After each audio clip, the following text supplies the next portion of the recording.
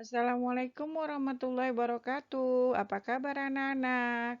Ya, semoga kalian hari ini dalam keadaan sehat walafiat. Anak-anak, hari ini kita akan belajar SBDP lagi ya. Yaitu sekarang kita pelajari tentang tema 1, memahami dan membuat patung. Sebelum lebih lanjut, Ibu terangkan masalah patung. Nah, kita bahas dulu tentang seni ya.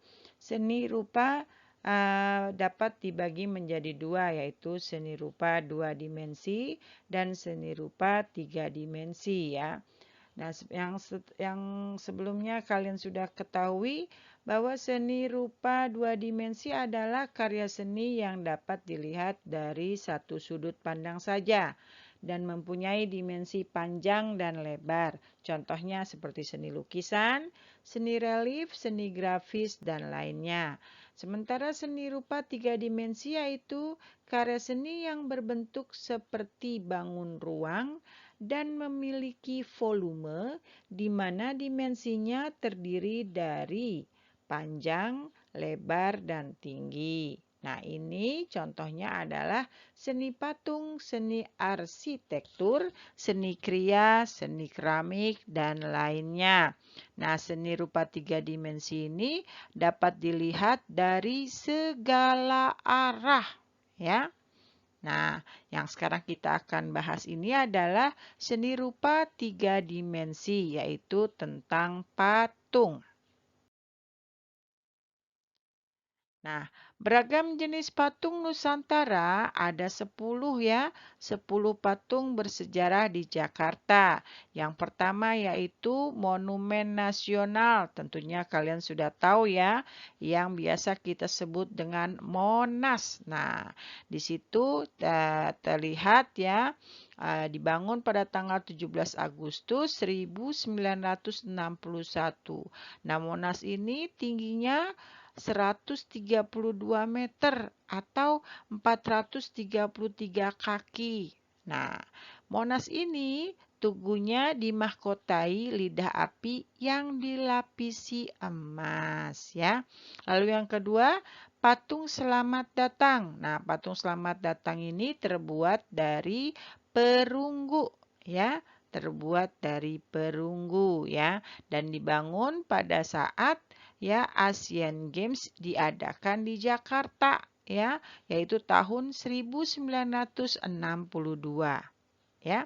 Lalu yang ketiga, patung Dirgantara. Nah, patung Dirgantara ini kita biasa kenal dengan sebutan patung Pancoran ya. Nah, patung Pancoran tahulah ya, Pancoran tuh di mana? Nah, di situ kan ada patungnya tuh, ya.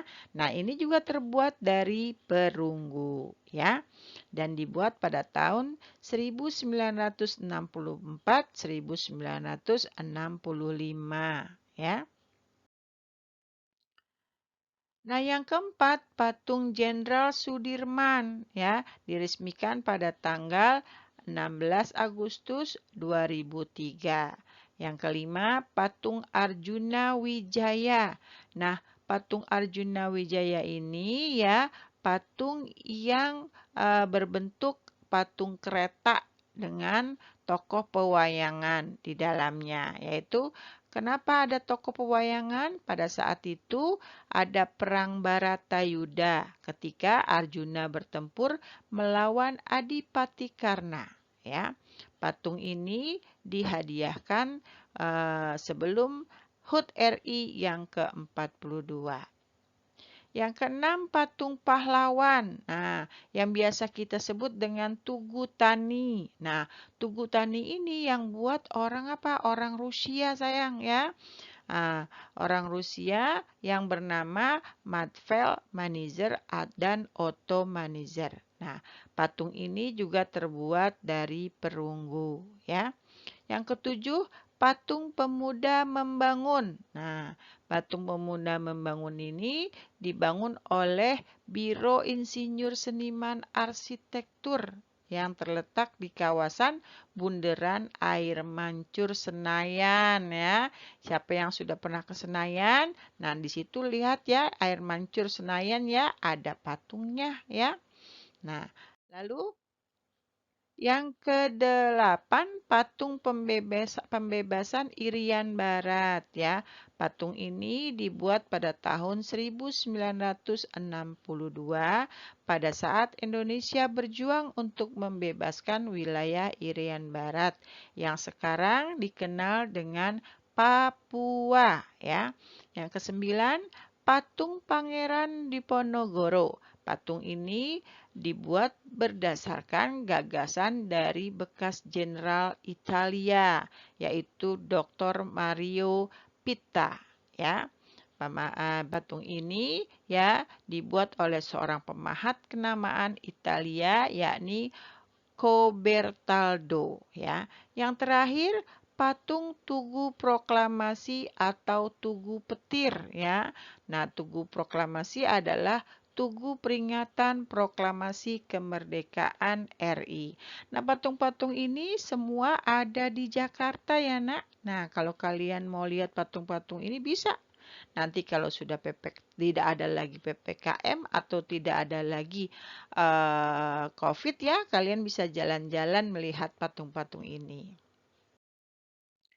Contoh-contoh patung Nusantara nih ya. Ibu kasih contohnya nih ya. Yang pertama Monas nih gambarnya seperti ini ya. Yang kedua adalah patung Selamat Datang ya. Yang ketiga adalah patung Pancoran ya. Yang keempat adalah patung Jenderal Sudirman dan yang kelima adalah patung Arjuna Wijaya ya. Yang keenam, nah kalian bisa lihat ini, ya ini yang disebut dengan patung pahlawan atau Tugu Tani. Yang ketujuh, patung pemuda membangun. Yang kedelapan, nah patung apa ini?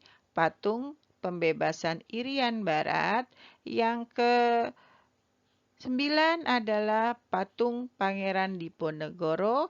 Nah, yang ke-10 adalah patung Tugu Proklamasi atau Tugu Petir ya. Ini kayaknya adanya di Lubang Buaya ya. Nah, ya.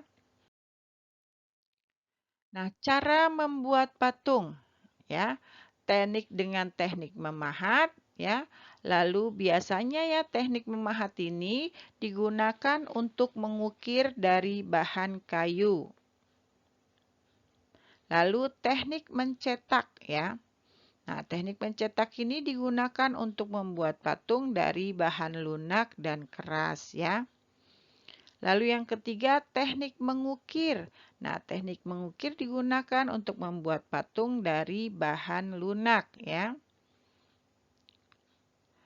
Lalu teknik membutsir. Nah, teknik membutsir ini digunakan untuk membuat patung dari bahan lunak pula ya.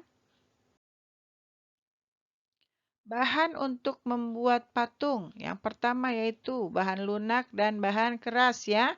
Nah, bahan lunak ini terdiri dari tanah liat, sabun, lilin, gips ya. Nah, lalu yang kedua bahan keras yaitu balok atau kayu, besi, perak atau emas ya. Bentuk atau model patung ada dua. Yaitu satu, model patung tradisional, yaitu patung yang masih berbentuk pewayangan, seperti pewayangan Mahabharata ya. Lalu yang kedua, model modern yaitu patung yang dibuat sudah berbentuk figuratif. Ya. Patung yang berbentuk tokoh-tokoh orang terkenal ya. Nah, figuratif itu maksudnya adalah bentuknya bentuk-bentuk tokoh-tokoh orang terkenal ya. Alat untuk membuat patung yaitu patung dari bahan kayu. Alatnya apa saja? Gergaji, alat pahat, alat bor, lem kayu, dan amplas ya. Lalu patung dari bahan lunak ya bisa berupa pisau kecil, cutter, palu, ya, cetakan, ya, amplas, ya. Contoh patung dari bahan batu atau kayu nih ya, seperti ini sayang ya. Patung dari bahan kayu nih ya. Ini kalian bisa lihat ya, ada kalau di sini ada di toko-toko ukir-ukiran ada pula di taman mini juga ada ya. Lalu patung dari bahan batu ya, dari yang keras ini ya, bahan kayu dan bahan batu. Nah, candi-candi ya, ada di Jogja ya, Candi Prambanan, Candi Borobudur ya, dan lain-lain. Nah, sementara contoh patung dari bahan lunak, tanah liat, lilin, sabun, dan gips seperti ini ya, Nak. Nah, tuh ya. Nah, ya. Nah, ini adalah patung dari misalnya domba ya, tanah liat, bisa dari tanah liat. Lalu ada boneka kecil ini dari misalnya dari lilin ya, dari lilin.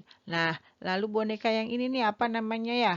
Ibu kurang paham nih namanya apa. Ini ada dari cetakan ya, ini dari gips buatnya dengan menggunakan alat cetakan. Lalu yang terakhir sabun ya, bisa berupa sabun, dapat berupa uh, ikan di sini ya. Nah, ini ikan ya. Ini bisa terbuat dari sabun atau dari lilin ya. Demikianlah tadi materi tema 1 SBDP. Semoga kalian memahaminya ya. Insya Allah nanti Ibu akan lebih menjelaskan lagi ya dengan menggunakan Zoom ya. Nah, jaga kesehatan, tetap jalankan prokes dan tetap semangat ya. Jangan lupa sholat 5 waktunya dan murojaahnya lebih ditingkatkan lagi ya. Terima kasih. Dari Ibu, wassalamualaikum warahmatullahi wabarakatuh.